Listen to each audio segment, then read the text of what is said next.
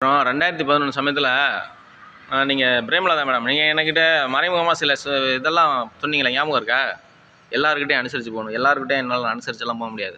உங்கள மாதிரி விஜயகாந்த் பேரை தப்பான யூஸ் பண்ணிக்கிட்டு உங்கள மாதிரி ஆளுங்க கூடலாம் என்னால் அனுசரிச்செல்லாம் போக முடியாது. நிறைய தப்பு பண்ணவங்களாம் இருக்காங்க. இங்கே என்னென்ன பிரச்சனை நடந்துக்கிட்டு இருக்கு எல்லாம் எனக்கு தெரியும். நான் பார்த்துக்கிறேன்.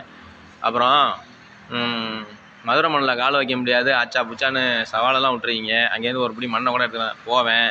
மதுரை மீனாட்சி அம்மனை சாமி கும்பிடுவேன். அங்கேருந்து மண் எடுத்துக்கிட்டு வருவேன். நான் நினச்சா மதுரை பொண்ணையும் தூக்கிட்டு வருவேன். நீங்கள் மட்டும் இல்லை, உங்கள் ஜாதிக்காரங்களோ உங்கள் கட்சிக்காரங்களோ எதுவும் பண்ண முடியாது. அப்புறம் கூலிங் கிளாஸை போட்டுக்குறாங்க. கேமரா முன்னாடி பார்த்தெல்லாம் பேச மாட்டாங்க. அப்படி இப்படின்னு சின்ன பசங்களெல்லாம் தூண்டி விடாதீங்க. அவங்களுக்கெல்லாம் ஒன்றும் தெரியாது, சின்ன பசங்க.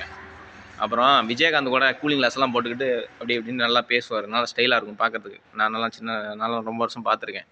அதனால் கூலிங் கிளாஸு வந்து உங்களுடைய சொத்து கிடையாது. அங்கே போட்டுக்கரலாம். எல்லாருமே சின்ன பசங்க கூட போடலாம்.